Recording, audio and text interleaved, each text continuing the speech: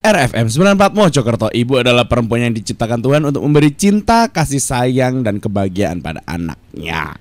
Halo, selamat pagi Sobat R. Nah, ketemu lagi kan sama kita berdua. Tapi sekarang kita gak berdua lagi, tapi kita berempat tepatnya Sobat R ya. Seperti janji kita tadi bahwa pagi hari ini kita akan ngobrol seputar gastritis. Ya Sobat R ya. Mungkin gastritis kok kayak asing sih. Apa sih iku? Apa masih ada hubungannya dengan gas minyak dan lain sebagainya?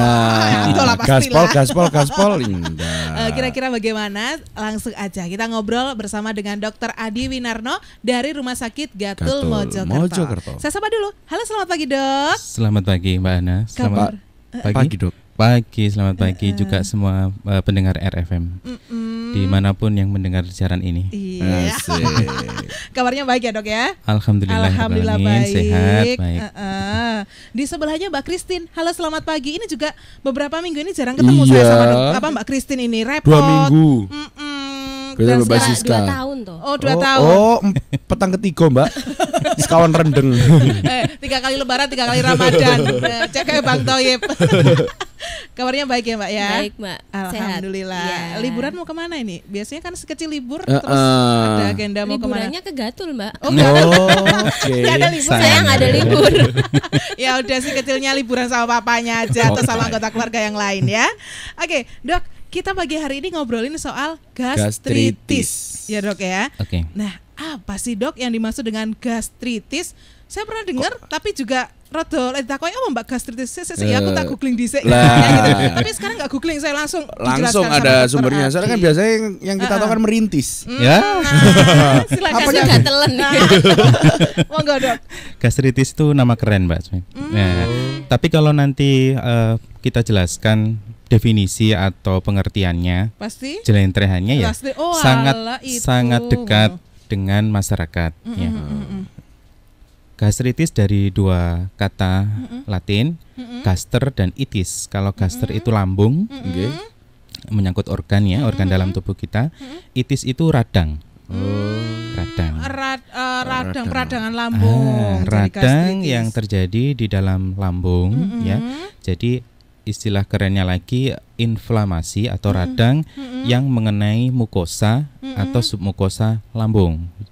Mukosa atau submukosa adalah lapisan di dalam lambung. Jadi kalau kita bayangkan lambung itu sebuah organ yang seperti kantong atau seperti balon yang Nah, di dalamnya itu lapisan dalamnya itulah namanya mukosa atau submukosa ya.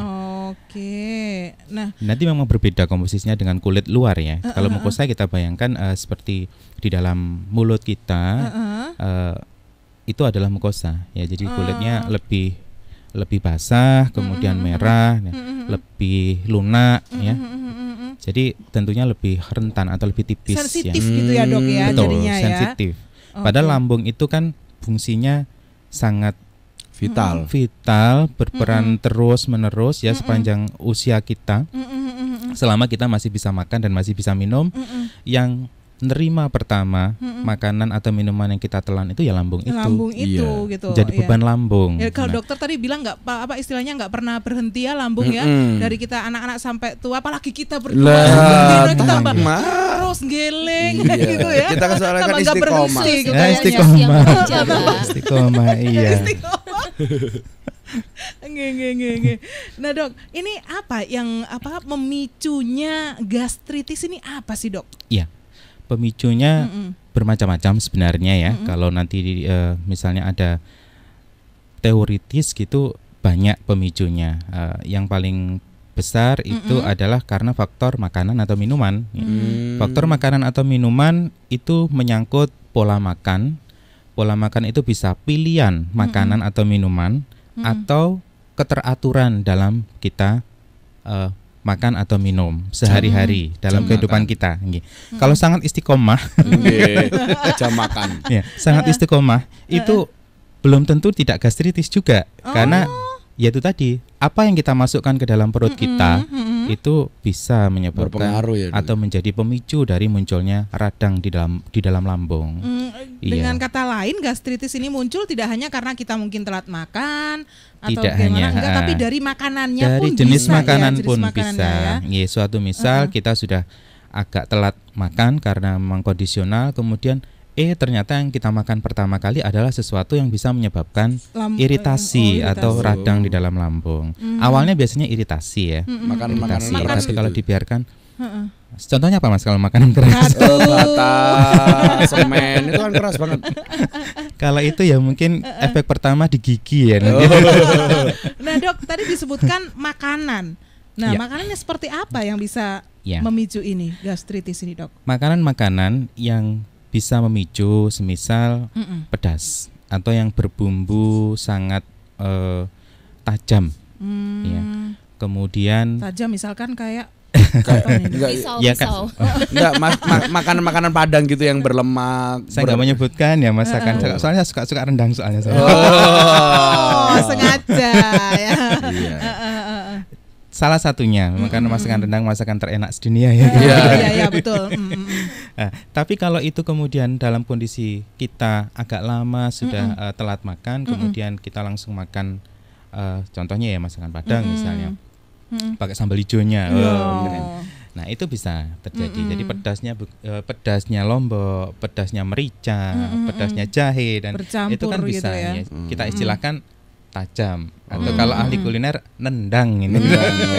Nah, padahal itu memang enak, tapi bisa memicu munculnya gastritis. Ya. Terus kemudian yang lain-lain, semisal minuman yang bersoda, atau bahkan nyun sewu alkohol, bahkan mungkin nyun sewu sejenis kopi ya, minuman yang ada kafeinnya, teh, baik itu teh hitam maupun teh hijau, kemudian disertai dengan smoke, itu kan sebagian atau sekian persen dari yang terhirup, ya itu kan akan masuk ke dalam saluran pencernaan, ya tetap akan yang nerima pertama adalah organ lambung ini.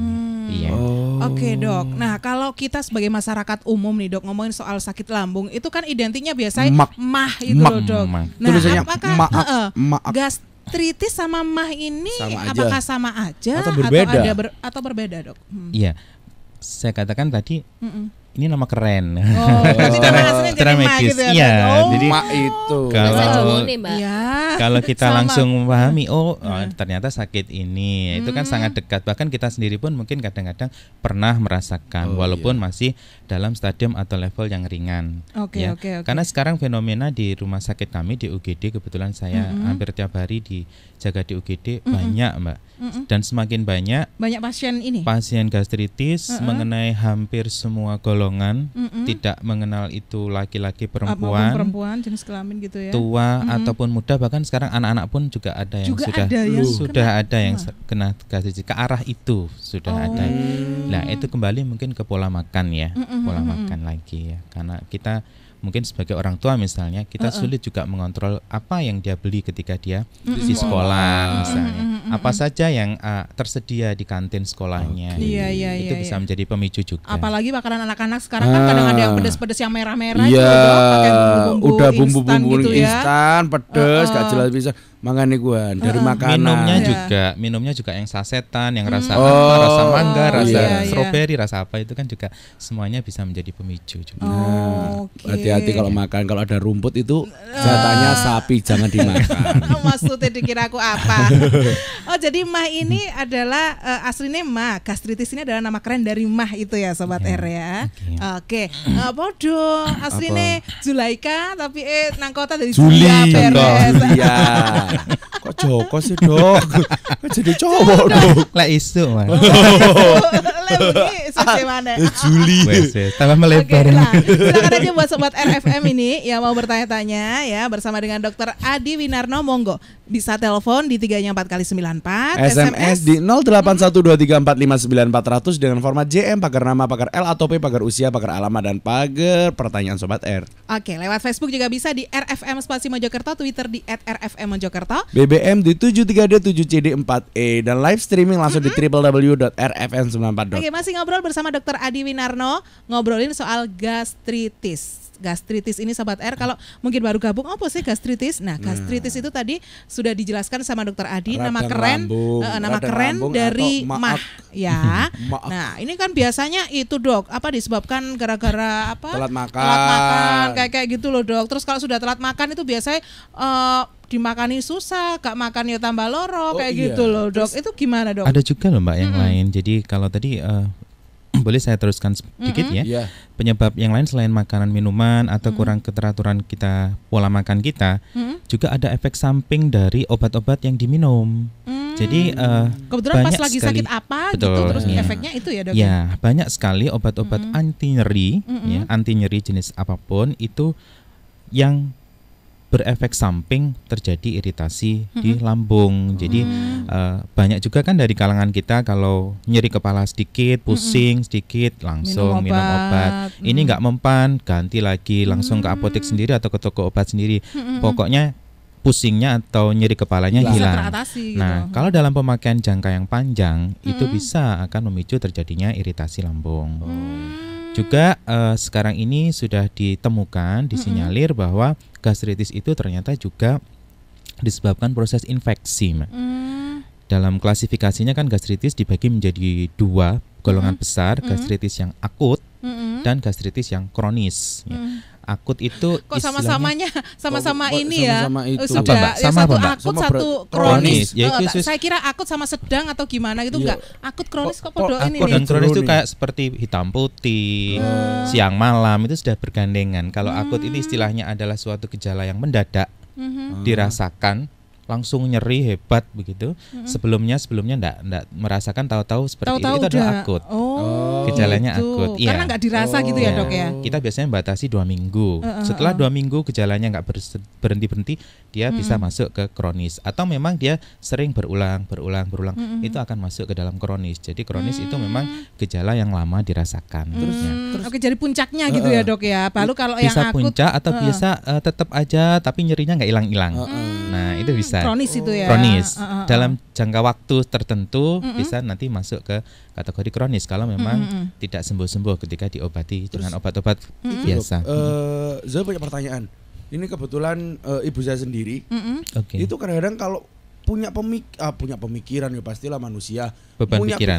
Punya beban pikiran itu langsung lambungnya kumat. Langsung mulet-mulet. Gitu. Dan kadang-kadang sampai di level tertentu itu sampai nggak sadar karena menahan rasa sakit.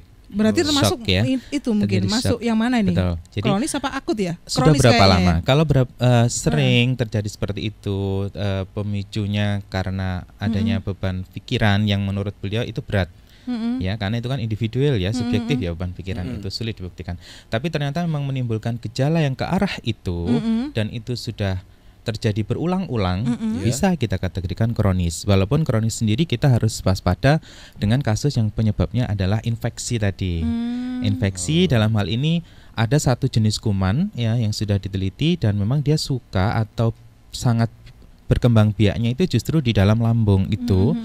Dia hidup di mukosa atau submukosa lambung yang namanya Helicobacter pylori. Ya, namanya keren juga ya Mbak ya, Helicobacter pylori, tapi penyakit ini Mbak. Panggilannya heli. Kalau sudah kita curiga ke itu, ya sudah kita harus berpikir untuk mengobatinya secara kombinasi, bukan hanya mengobati gejalanya seperti anti-mah yang berada di pasaran saja, tapi juga harus mulai dipikirkan antibiotik. Ya, seperti itu. Karena kalau nggak itu, padahal ini arahnya ke perkembangbiakan kuman, ya sudah nggak akan sembuh-sembuh kalau tanpa antibiotik. Nggak judul istilahnya. Gitu. Padahal kalau kita lihat fungsi lambung dan kondisi lambung itu, Mas, dia fungsinya kan untuk memproses makanan yang masuk sekaligus menghancurkan. Dia mengeluarkan yang namanya asam hidrokloridnya sangat pekat. Bahkan konon katanya kalau paku besi itu dimasukkan ke asam itu aja bisa hancur. Cuman ternyata kenapa lambung kita itu bisa bertahan pada orang yang sehat, itu karena dilapisi mukosanya oleh semacam basa bikarbonat sehingga menjadi netral. Menjadi netral. Makanya pada ibu penjenengan misalnya ada beban yang berat di mana terjadi stres, ya stres, maka kekebalan tubuh dan juga kekebalan di mukosa itu menurun. Lapisan bikarbonatnya menjadi tipis dan asam hidrokloridnya tidak ada yang menahan, melindungi. Akhirnya menjadikan iritasi, iritasi yang muncul secara akut tadi mendadak, hebat, nyeri, dan karena rasa nyerinya terjadi shock karena nyeri ya, menahan rasa nyeri yang hebat. Akhirnya sampai pingsan gitu ya dia. Di situ kirain hubungannya gini dok, orang punya pikiran biasa kan gak selera makan terus makannya telat ngono bekne. Rentetannya bisa seperti itu mbak. Iya, kan itu sekitar kelihatan drop gitu, habis gitu sap langsung. Sap itu apa? Sap. Tajam kan? Pingsan. Pingsan. Shock gitu loh. Shock. Oke, dok, ciri-cirinya orang yang apa biasanya mengalami gastritis tuh yang seperti apa sih dok, keluhan-keluhannya gitu loh dok? Yang jelas karena ini terkait dengan organ di perut ya. Secara anatomis organ lambung ada di ulu hati lah. Jadi perut yang sebelah atas karena bentuknya agak menyerong gitu, jadi biasanya nyerinya itu ada di perut atas, bahkan bisa menjalar ke kiri atau kadang ke punggung, tergantung di mana lokasi iritasi. Jadi yang gejala yang awal yang pasti dirasakan oleh pasien atau penderita nyeri. Karena ini proses radang, proses inflamasi atau radang, pasti akan rasa nyeri di situ ya. Bisa nyerinya digambarkan sebagai nyeri yang seperti ditusuk-tusuk, nunjem, perih, senep dan lain-lain, atau panas gitu. Perutnya terasa panas. Kemudian akan disusul oleh gejala-gejala umum di perut ya, seperti mual, muntah, kembung, terasa penuh perutnya, terus nyun sewu mungkin bisa dilanjutkan atau berlanjut dengan diare atau malah justru sulit buang air besar juga bisa. Gitu ya. Jadi ada yang sampai sing diare tapi bisa juga sembelit ya istilahnya dok ya kayak gitu. Dan akan menjadi kondisinya menjadi lemah ya karena akan menahan rasa nyeri yang hebat. Apalagi kalau disertai muntah-muntah, ya kan pasti akan potensi dehidrasi di situ. Tadi makanya kan sempat ada yang akut, yang akut tadi dok ya, kan itu kan nggak pernah dirasakan, tiba-tiba langsung tahu-tahu ambruk kayak gitu kan dok ya. Nah mungkin ini kejadian seperti itu kira-kira sebelumnya nggak ada ciri-ciri seperti itu atau memang nggak dirasa gitu? Bisa, jadi awal-awalnya memang mungkin dia nggak punya riwayat sehingga ketika ada suatu pemicu ya, kemudian dia merasakan itu menjadi sangat kaget ya. Atau memang dia sebelumnya sudah ada cuma tidak sehebat yang dia rasakan sekarang. Gitu misalnya. Istilahnya kalau zaman dulu tuh ngomongnya sedikit-sedikit menjadi lama-lama menjadi bukit gitu. Asalnya dikit-dikit menipis kata jedak langsung. Suka saya istilahnya yang sharp, yang jedak. Iya dok, biasalah dok. Ini ada yang nelpon kayaknya dok. Oke, kita coba angkat dulu ya dok ya. Halo, selamat pagi.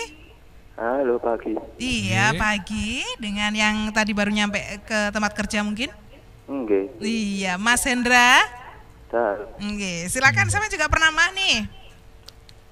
Ini nggak tahu mbak apa bisa disebut mah apa enggak. Kayak gimana? Tiap hari kan aku ini mbak sering telat makan ya. Sering telat makan. Nek makan lho kayak gak enak, ngono paling di tempat kerja tok makane.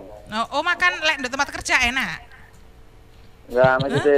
Ya apa sih? Biasa itu kebiasaan makanin bikin itu mbak. Makanin di tempat kerja tok biasa nih. Di rumah gue wis aras-arasnya. Biasanya nek nggak makan mbak ya, nggak makan sehari nggak makan belas terus. Tiba-tiba makan, tapi malah perut perih. Tiba-tiba makan malah perih ya? Iya.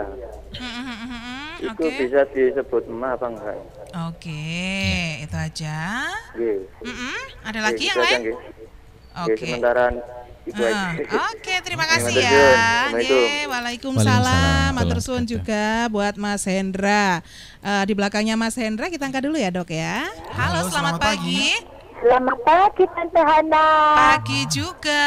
Pagi Om Jah. Iki siapa ya? Pagi dokter. Ini yang ada di dokter Mbak Christine juga. Oh iya, pagi juga Mbak Christine. Iya. Ini sama yang ada di Purworejo ya? Iya. Mbak Tika. Iya. Oke deh, monggo Mbak Tika mau tanya apa ini? Ini Mbak, apa ya? Ayahku kan sakit lambung. Tapi kalau apa ya? Kalau nggak dikasih makan, kalau dikasih makan malah pengen muntah. Makan malah muntah. Padahal aku tuh sering apa ya? Kalah kalau makannya ayah itu kayak roti. Kayak brokol nggak tak kasih, gorengan juga nggak tak kasih, paling brokoli aku sayur gitu Mbak. Terus kita beliin obat namanya apa ya, Lesacro sama omeprazol itu loh Mbak, di itu katanya apotek. obat lambung. Iya, Tapi di juga nggak ada perubahan ya Mbak sana. Oke. Iya, terus apa ya, berhubung sekarang kan habis kecelakaan terus nggak bisa minum CDR, takut lambungnya kambuh Mbak. Iya, jenis itu apa Mbak ya? Jenis apa ya? Kayak apa gitu. Saya pernah sampai pingsan Mbak, malah muntah, cuma katanya itu pahit gimana gitu loh. Pernah muntah apanya yang pahit? Ya itu tadi, apa ya, mulutnya itu tadi Mbak. Mulutnya Ya, pahit. Kan padahal udah menghindari makanan yang dilarang, apa saya internet gitu Mbak. Oke, itu aja. Nggih, matur suwun nggih Mbak Tika nggih. Ya terima kasih buat Mbak Tika. Mulutnya yang pahit dah. Kalau saya mau omongannya yang pahit. Kalau aku masa laluku yang pahit. Oke, sebelum menjawab Mas Hendra dan juga Mbak Tika, kita nggak apa angkat dulu telepon deh, nanti sekalian menjelaskannya selamat ya Dok ya. Halo pagi. Halo. Selamat pagi. Iya pagi dengan. Iya, sama Pak Andi. Oh Pak Andi. Oh, Pak Andi yang ada di mana? Puri. Oh, nggih, Pak Andi, monggo Pak. Ini loh, mau cuma apa curhat. Oh, curhat apa Pak? Iya, setiap saya ke rumah sakit Wahidin itu kan juga ada printer, apa, parkir printer ya. Iya. Tapi saya datang jam 12, itu jamnya jam 7. Loh. Ini nggak ada hubungannya dengan ini Pak, dengan sakit gastritis ini yang lagi kita obrolin? Iya, mungkin nanti dari RSM punya channel. Oh iya, oke deh Pak. Ya, oke terima kasih ya Bapak ya. Terus sekarang saya ke Wahidin, tapi parkirnya dikasih, tiket kemarin. Oke deh. Iya. Oke Pak, nanti bisa telepon di belakang ya Pak ya. Kita sekarang lagi ngobrolin soal gastritis ya Pak ya. Atau sakit mah. Oke, matur sembah nuwun Pak Andi. Ya, thank you buat Pak Andi yang udah gabung. Sekarang kita lanjut aja ke Mas Hendra tadi, Dokter Adi ya. Ini Mas Hendra ngomong tadi bahwa kalau tiap hari itu sering telat makan. Paling-paling makannya itu cuma di tempat kerja aja pas siang hari.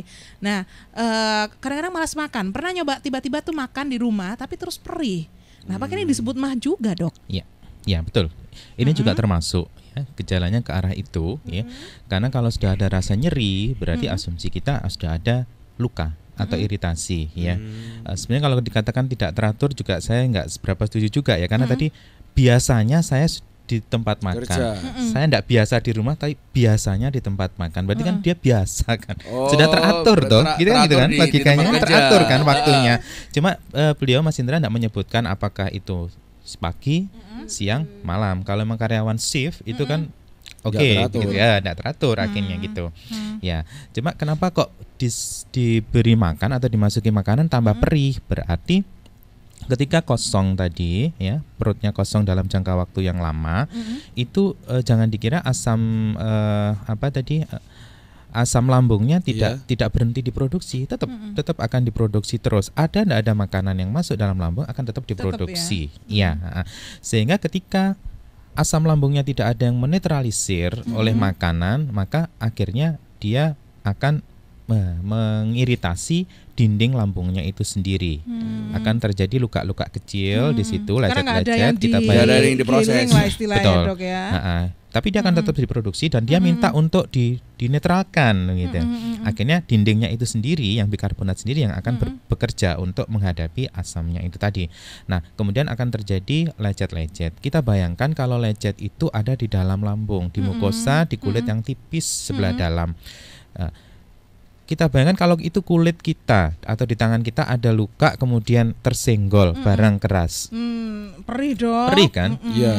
Itu terjadi di dalam lambung. Langsung iso sing nyenggol mang dicelaku barang. Anta ngoleh kurang ngamet dong. Nah, apalagi kalau kita kebiasaan makan terburu-buru. Ngunyahnya cepet-cepet dong, selesai selak bekerja lagi. Otomatis ketika kita telan, makanan masih dalam bentuk kasar. Tugas lambung yang nanti harus jadi memproses. Iya. Berat ya tugasnya ya kan? Ya. Sehingga dan di situ sudah ada luka lecet sebelumnya. Perih kan? Sehingga dirasakan oleh pasien atau penderita, saya habis makan kok tambah perih gitu dia. Betul. Apalagi kalau yang dimakan juga makanan-makanan yang memicu iritasi lambung. Sudah telat makan, terus masuk pertama bebek goreng dengan sambal. Aduh, ada sambal lagi mang pas emba-embo pedes pisan ya. Minumnya yang jeruk. Wah, wes. Tambah sakit. Jadi gitu. Prosesnya gitu. Sehingga kalau kita misalnya agak lama telat makan, ya sebaiknya kita awali dengan yang ringan-ringan dulu, yang aman-aman dulu, mungkin snack yang aman, kemudian minumnya juga yang cukup aman, misalnya teh hangat dulu gitu. Oke, biasanya kalau telat memang begitu ketemu nasi di rumah Dok, langsung balas dendam piok. Awas yo. Ngomong apa dhewe. Ternyata itu nggak bagus ya Dok ya. Mending yang ringan-ringan aja dulu.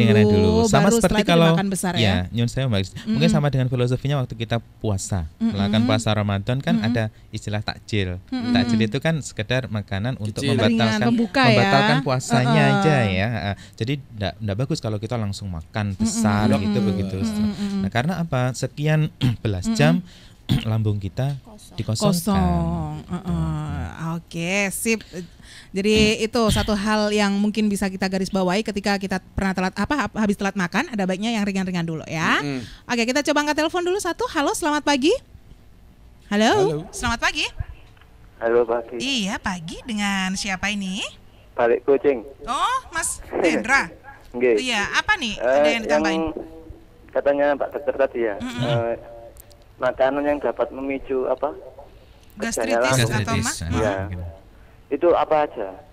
Oh, tadi sempat disebutkan ya. Oke, nggak apa-apa, nanti dijelaskan lagi. Mungkin mungkin sempat belum dengerin di jalan, tadi ya. Di jalan. Lagi on the way, nggak apa-apa. Terus yang salah tadi ya. Kalau nggak dibuat makan malah nggak apa-apa. Gak dibuat makan nggak apa-apa malahan. Iya. Oh, ya wes enak gak makan irit.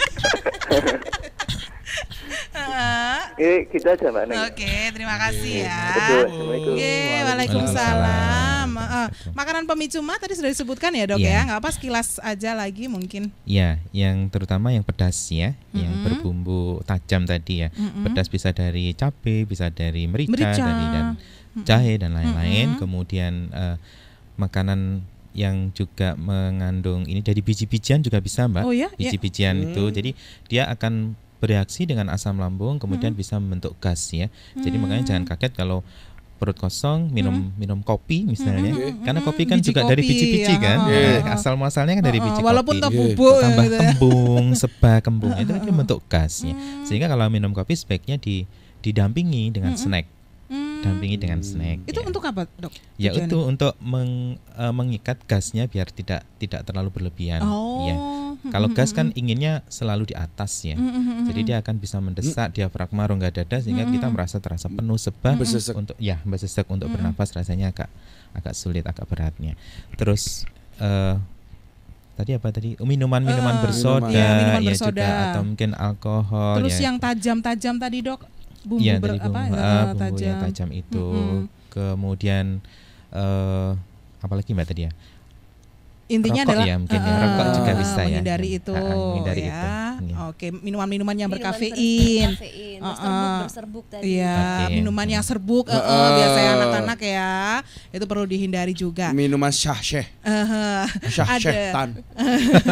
Ada Mbak Tika ini juga tadi Dok yang tanya tentang kondisi ayahnya yang sakit lambung. Ini kalau makan malah muntah. Obat beli sudah dikasih obat untuk MA ya, tapi nggak ada perubahan Dok. Apalagi sekarang habis kecelakaan ya, pernah muntah sampai mulutnya pahit juga.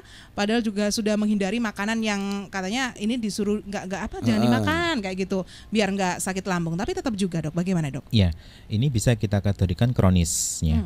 Jadi untuk yang kronis kita harus mulai berpikir apa enggak karena infeksi juga, ya. Karena dari ceritanya Mbak Tika agak lama, ya. Kemudian dilalah sekarang kecelakaan. Asumsi saya kalau kecelakaan mungkin patah ya tulangnya ya. Dan salah satu untuk mempercepat nyambungnya tulang ya tadi disebutkan CDR, mungkin ada tablet-tablet kalsium yang lain ya. Cuma kalau CDR karena memang vitamin C-nya tinggi 500 ya itu bisa mengiritasi lambung ya. Nah, terkait dengan obat yang sudah dibeli tadi sempat nyebutkan merek ya, Lexakrol kalau nggak salah itu sejenis antasida ya, mungkin bisa sama dengan merek-merek yang berada di pasaran ya. Nah, sakit mah ingat nih itu adalah untuk menetralisir asam lambung yang sudah terlalu berlebihan di dalam lambung, dinetralkan karena itu sifatnya basa. Jenengan bisa melihat ada komposisinya magnesium tersulfat, aluminium tersulfat, semuanya kan sifatnya basa yang nanti akan bisa menetral. Tetapi yang tidak kalah pentingnya perlu dikombinasi ya. Kalau sudah terkait dengan kronis itu kombinasinya dengan menekan pabrik dari asam lambung itu. Bisa dipilih yang golongan H2 reseptor antagonis seperti tidin ya, simetidin, ranitidin, famotidin dan lain-lain, atau dengan yang PPI, proton pump inhibitor, itu yang seperti omeprazol, pantoprazol, lansoprazol yang sekarang pokoknya Dokter Adi aja deh yang tahu ini kayaknya. Khusus kalau jadi dikombinasi. Dokter Adi aja yang tahu jadi ya. Kalau masalah ini langsung aja datang ke rumah sakit Gatul Dokter Adi. Jadi sekarang memang kalau kasusnya seperti yang Mbak Tika ceritakan yang kronis ini memang menurut asumsi saya perlu memang dikombinasi ya. Dan bahkan mungkin kalau kita curiga ada infeksi dari tadi kuman Helicobacter pylori itu juga perlu antibiotik. Kombinasi gimana Dok maksudnya? Obat yang diminum. Jadi kalau kita hanya memberikan terapi satu macam hanya untuk menetralkan, sementara pabriknya asam lambung nggak ditekan, dia akan terus karena memang sudah istilahnya kalau sudah kronis itu sudah gawannya seperti itu nanti karakter lambungnya menjadi gitu, karakter kelenjar dalam lambung menjadi memang nggak normal seperti orang yang normal lagi, walaupun ini yang sudah di dalam lambung sudah dinetralkan, tetapi produknya akan terus berkelanjutan. Apakah kita akan minum terus Lexakrol atau antasida terus ya? Kan tidak mungkin karena antasida pun juga memberikan efek samping juga. Kita ingat bahwa dia adalah aluminium hidroksida, magnesium hidroksida kan sejenis logam-logam berat. Dia akan diedarkan ke tubuh, bahkan bisa mengendap di ginjal. Dia akan membebani ginjal. Makanya kita juga nggak menyarankan mengkonsumsi antasida secara terus-menerus. Jadi ya itu tadi solusinya dikombin ya Dok ya. Dikombin. Sip. Nah Dok, penanganan buat pasien yang terkena gastritis ini biasanya seperti apa Dok? Tergantung stadium atau berat ringannya. Kalau memang hanya ringan, kita dari sisi klinisnya kita periksa ringan aja, dia bisa dengan obat-obat minum. Kita sudah memastikan ini akut. Ini ringan dan akut, mungkin dengan obat-obat untuk mengurangi simptom atau gejalanya sudah cukup ya. Antasida mungkin bisa dikombinasi dengan tadi yang saya sebutkan, mungkin ranitidin atau omeprazol misalnya, cukup sudah bisa pulang. Kalau memang nyerinya lumayan agak hebat, bisa kita instan penanganannya dengan injeksi, karena ada beberapa obat yang bisa dimasukkan lewat injeksi ya. Apalagi kalau pasiennya itu ada mutahnya, kan enggak bisa tadi kita ayahnya Mbak Kristin tadi kan muntah ya Dok ya, sampai jadi kalau muntah mulut pahit karena memang ketika kita muntah asam lambung ikut naik. Asam lambung akan ikut naik, dan kebetulan pangkal lidah kita kan merupakan reseptor yang paling banyak pahit ya. Ingat ya kalau kita waktu dulu pelajaran biologi IPA dulu ya. Oh, IPA. Itu lama saya. iya kan? Nah, di situ asam lambung ya asam ya seperti itu asam, jadi akhirnya terasa pahit di dalam mulut. Jadi karena memang luberan asam lambung yang ikut waktu muntah tadi. Kalau memang berat ya mungkin tidak cukup dengan hanya 1 kali 2 kali suntikan, harus sekian kali ya kita opnamakan dulu untuk kita pantau kondisinya. Oke, sampai opname ada Dok ya. Sakit ya. Ada. Saking ini ya. Iya. Gastritis akut. Gastritis akut. Daripada nunggu pingsan nanti. Benar. Nunggu pingsan namanya. Ibuku itu ya gitu, kena emak itu sampai ngamar. Oh iya. Sudah kadung pingsan ya. Iya. Oke Dok, yang terakhir nih tips buat Sobat R ya, supaya kita kan juga nggak pengen ya kena gastritis atau kayak gitu Dok. Penolongan pertama, pertolongan. Iya, mungkin yang apa dulu nih, tips pertolongan pertama dulu nih, silakan Dok. Ya, tips terserah. Jadi kalau saya ingin mengawali kalau untuk gastritis itu sebaiknya kita rubah. Jadi kalau kita menyadari ada yang tidak benar dengan pola makan kita, kita mencoba merubah ya. Kita mencoba merubah, kalau bisa walaupun sedikit teratur makannya. Jangan telat atau bahkan sengaja telat ya. Jangan. Jadi walaupun sedikit mungkin kita beli snack. Kalau memang tidak sempat untuk makan nasi, karena kan makan tidak identik dengan nasi ya. Iya, bisa jadi hanya budaya kita ya kalau makan itu ya nasi. Padahal kan roti pun juga bisa sumber karbohidrat juga, sumber energi. Tapi bagi kami itu camilan Dok. Kita aja kalau nyamil rawon sama soto Dok. Tumpeng kadang-kadang itu makan lah. Lek tumpeng itu baru makan. Nah gitu. Jadi kita rubah. Kemudian jenis-jenis makanannya. Jenis-jenis makanan juga harus baiknya yang aman. Apalagi kalau kita punya riwayat gastritis, memang kita memang harus prihatin. Jangan terus sudah tidak terasa kita makannya di nyerempet gitu ya. lagi begitu ya. Terus kalau untuk tips penanganan awal, jika itu terjadi di rumah ya memang atau terjadi di luar rumah sakit, monggo bisa mengkonsumsi yang golongan antasida dulu. Sekarang kan ada yang bentuknya tablet kunyah, ada yang bentuknya sirup. Silakan ya, itu untuk menetralisir kalau kita memang curiga itu gastritis, menetralisir asam lambung. Paling tidak itu pertolongan awal nih. Terus kalau memang biasanya pasien-pasien yang sudah kronis itu sudah apal kok, saya cocoknya dengan ini. Saya cocoknya dengan ini. Monggo enggak apa-apa dikonsumsi. Tapi kalau khusus untuk antibiotik memang itu sebaiknya atas rekom kita ya. Jadi jangan coba pilih-pilih sendiri antibiotik. Jadi nanti malah terjadi suatu efek samping, alergi atau apa yang bisa menyebabkan hal yang lebih fatal daripada gastritis itu sendiri. Iya. Dokter Adi, terima kasih banyak untuk kehadirannya pagi hari ini ya. Mungkin waktunya juga sudah menjelaskan kepada Sobat RFM juga. Mbak Christine, Dokter Adi kalau di Rumah Sakit Gatul tugasnya hari apa aja, jam berapa nih? Setiap hari Mbak, setiap pagi, hari ya. Setiap pagi di UGD beliaunya. Setiap pagi jam 7 sampai jam Senin saya di Poli umum. Jam 7 sampai jam 2. Kalau Selasa sampai Sabtu saya di UGD. Oh gitu ya. Jam 7 sampai jam 2. Setiap pagi sih Mbak. Selalu ada ya di Rumah Sakit Gatul. Pokoknya Dokter Adi ada di situ ya. Oke Dokter Adi, terima kasih banyak ya Dok ya. Sukses selalu buat Dokter Adi, Mbak Christine juga. Terima kasih. Salam buat teman-teman yang ada di Rumah Sakit Gatul ya. Kamu nggak mau salam sama Mbak Siska? Modus sama Mbak Siska ya. Udahlah kita closing ini kayaknya ya. Oke, thank you ya. Oke Sobat R, sampai di sini saja kebersamaan saya Hana Widianti dan Zaza. Ketemu lagi hari Senin. Besok. Selamat berliburan dulu deh buat Sobat RFM dan juga kita berdua ya. Happy weekend. Oke, dari Kerangan 5 nomor 52 di Kota Mojokerto, kita pamit. Wassalamualaikum.